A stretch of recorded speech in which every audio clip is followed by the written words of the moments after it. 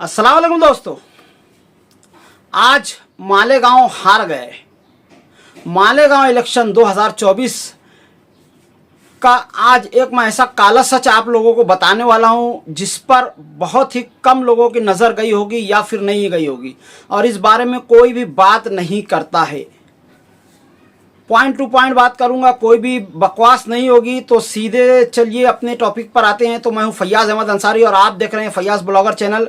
और आज जैसे इलेक्शन का दौर है तो जाहिर है इलेक्शन के ताल्लुक से कुछ ऐसी सच्चाइयां बताने ज़रूरी है जो बहुत ही कड़वी है। आप में से बहुत सारे लोगों ने 1990 का इलेक्शन देखा होगा या उससे पहले का इलेक्शन देखा होगा।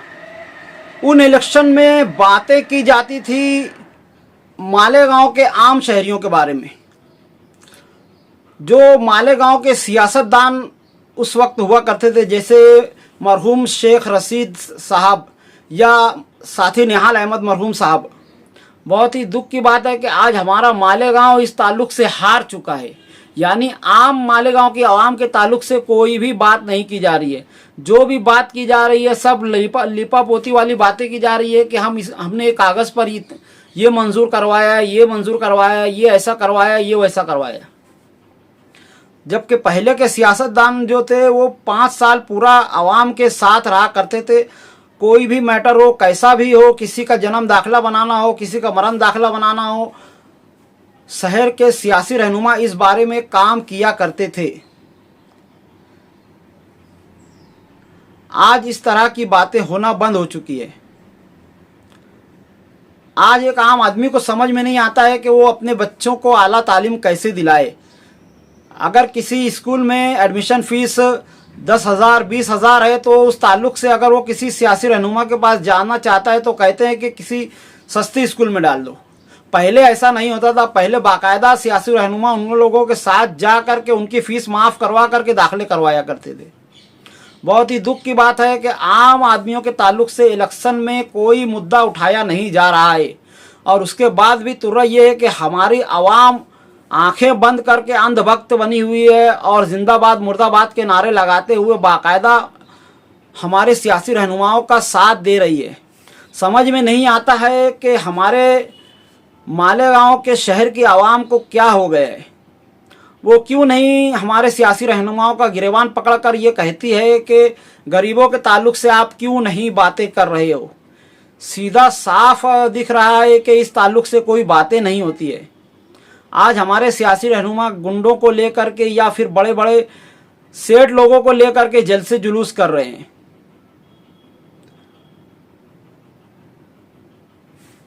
अगर 1990 का इलेक्शन देखो और अभी 2024 के इलेक्शन को देखो तो आपको एकदम साफ समझ में आ जाएगा कि आज हमारा मालेगांव शहर हार गया है। आज हमारे मालेगांव शहर की आवाम हार चुकी है।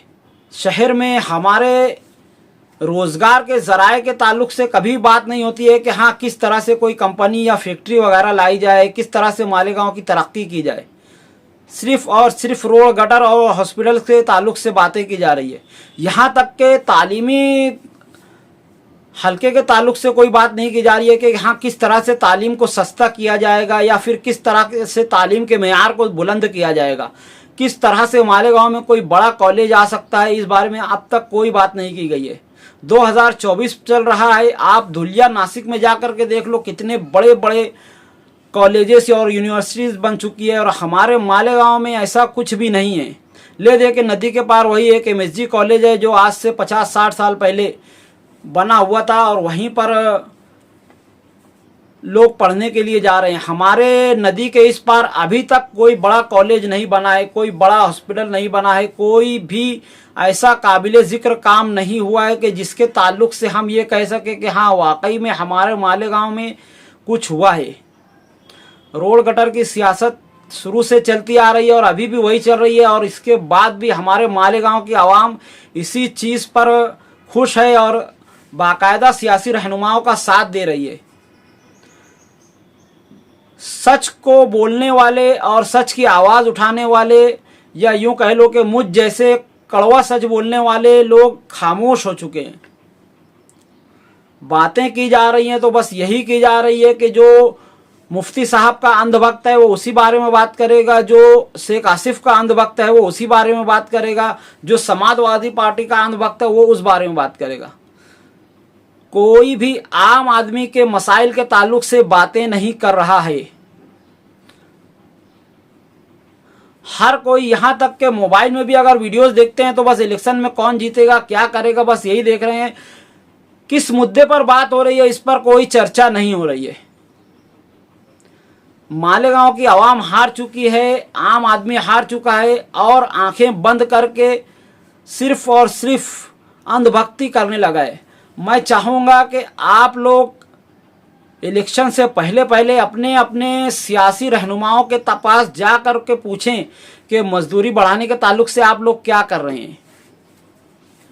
आप लोग पूछें कि तालीमी लिहाज से आप क्या कर रहे हैं, तालीम जो इतनी महंगी हो गई है इस ताल्लुक से आप क्या कर रहे हैं। आप पूछें कि तालीमी मेयार प्राइवेट स्कूल में इस कदर गंदा हो चुका है कि कोई ख़ास तालीम नहीं हो रही है, इस बारे में आप क्या कर रहे हैं। आप उनसे पूछें कि बड़े बड़े हॉस्पिटल्स में जो सिर्फ और सिर्फ कुछ पैसों के लिए एक नॉर्मल डिलीवरी के लिए को सीजर में बदल दिया जाता है, इसके लिए आप क्या कर रहे हैं। आप पूछें, आपको हक है। अगर अभी नहीं पूछा तो अगले 5 साल तक का फिर कभी नहीं पूछ पाएंगे। इलेक्शन का दौर है, हर एक आम आदमी से मैं गुजारिश करना चाहूँगा, वो जिसको भी वोट देना चाहता है जा करके उससे ये ज़रूर पूछे कि जो महंगाई बढ़ गई है इस ताल्लुक से आम आदमी की आमदनी बढ़ने के लिए आप क्या करेंगे। सीधी सी बात है, ये सिर्फ और सिर्फ इलेक्शन का ही मुद्दा है। अगर कोई भी सियासी रहनुमा इस ताल्लुक से अपना पल्लू झाड़ने की कोशिश करता है तो सीधी सी बात है वो मालेगांव के सेठ हजरात के हाथों बिका हुआ है, उसका पैसा खा करके बैठा हुआ है। और उस वक्त के जो भी सियासी रहनुमा थे वो पूरे 5 साल आम आदमियों के साथ रहा करते थे। महल्ले की या शहर की कोई भी लड़की या लड़का स्कूल में टॉप कर जाता था तो जो शहर का एमएलए हुआ करता था वो कहता था इसको डॉक्टर या इंजीनियर या टीचर जो भी ये बनना चाहता है वो बनाने की जिम्मेदारी मेरी है। वो खुद ही दौड़ दौड़ कर बम्बई में, नासिक में और दूसरे बड़े शहरों में उस बच्चे का कॉलेज में, बड़े कॉलेजेस में एडमिशन वगैरह कराता था और उसे एक बड़ा डॉक्टर बनवा कर लाता था। मैंने खुद देखा है, मरहूम साथी निहाल अहमद साहब औरंगाबाद के घाटी के हॉस्पिटल में एक मरीज़ के एडमिशन के लिए गए थे और लास्ट टाइम एंट्री करवा कर आए थे। आज के हमारे सियासतदान इन सब चीज़ों से बहुत दूर हो चुके हैं। किसी भी महल्ले में कोई बीमार होता था, कोई भी बात होती थी तो बराबर शहर का एमएलए इसके लिए दौड़ भाग करता था। महल्ले में कभी भी कोई बड़ा कांड, कोई ऐसी बात होती थी तो बहरहाल शहर का एमएलए इस बात के लिए पेश रहता था और पुलिस को बीच में लाए बगैर इस मामले को हल कर दिया जाता था। पहले मालेगांव शहर का ये हाल था कि शहर का कोई भी मसला हो 5 साल, पूरे के पूरे 5 साल, दिन हो या रात हो, शहर का जो एमएलए हुआ करता था वो बराबर हर एक मामले में शामिल हुआ करता था, हर एक के सुख दुख में शामिल हुआ करते थे। पहले के एमएलए वगैरह जो थे इलेक्शन में उनका मुद्दा ये नहीं होता था कि ऐसा करेंगे वैसा करेंगे, और ना ही वो इलेक्शन में किसी बड़े सेठ को साथ में ले करके प्रचार किया करते थे। पहले के जो सियासी रहनुमा थे वो समाजी खिदमतगारों को साथ में लेकर या किसी मजदूर को साथ में लेकर के काम किया करते थे। पहले के एमएलए मालेगांव के मजदूरों के हक के ताल्लुक से बात करके जीत कर आया करते थे। बाकायदा मुझे याद है शेख रशीद साहब ने इलेक्शन के दौरान ये मुद्दा उठा करके बात की थी कि अगर मैं जीत कर आया तो मालेगांव के मजदूरों को हकरज़ा 3000 से ज़्यादा दिला करके दूंगा, और उन्होंने ऐसा करके भी दिखाया था। कोई भी मजदूर अगर हकरज़े के लिए उनके पास जाता था तो बराबर उनको वो हकरज़ा दिला कर लाते थे। इसी तरह कभी भी मालेगांव शहर की हर साल मजदूरी बढ़ाने के ताल्लुक से बात हुआ करती थी तो साथी मरहूम साथी निहाल अहमद साहब बाकायदा पूरा मालेगांव बंद करवा दिया करते थे। कारखाना जा करके रैली निकाल करके बंद करवाया करते थे और मजदूरी बढ़वा कर दम लिया करते थे। आज के हमारे सियासी रहनुमाओं ने इस तरह की दिलेरी को छोड़ दिया है। अब वो मालदार कारखानेदारों के तलवे चाटने लगे हैं। बहुत ही दुख की बात है कि सियासी मुद्दों में आम मालेगांव के आदमियों का, आम मालेगांव के अवाम का जिक्र होना बंद हो चुका है। सिर्फ और सिर्फ तरक्की और रोड गटर की बुनियाद पर सियासतें की जा रही है। एक गरीब आदमी के ताल्लुक से कौन कौन से मसाइल को हल किया जाएगा, इस ताल्लुक से कोई बात नहीं की जा रही है। यहाँ पर हॉस्पिटल बनेगा, यहाँ पर रोड बनेगी, यहाँ पर गटर बनेगी, यही बातें की जा रही है। गरीब आदमी का चूल्हा कैसे जलेगा, इस ताल्लुक से अब कोई भी बात नहीं करता है।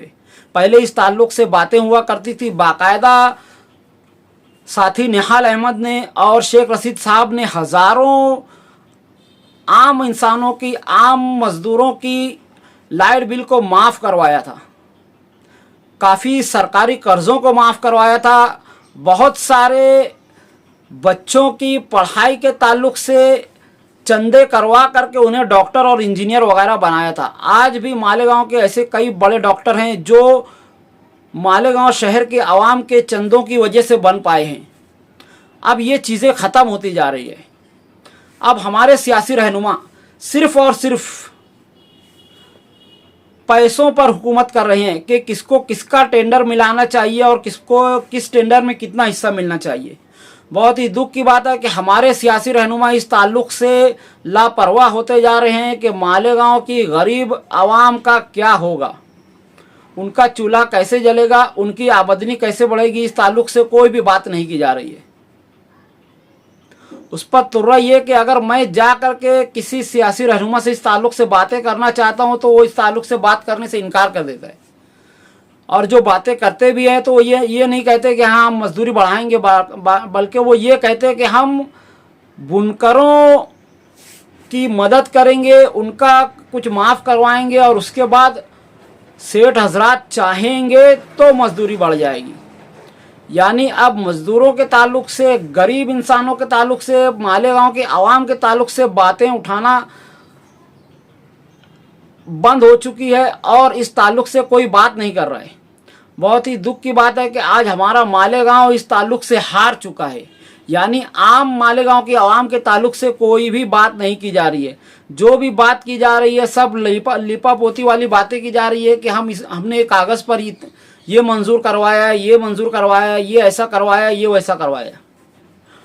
तो आज की वीडियो में इतना ही। मिलते हैं अगली वीडियो में, तब तक के लिए खुदा हाफिज़। अस्सलामु अलैकुम वरहमतुल्लाहि वबरकातुहू।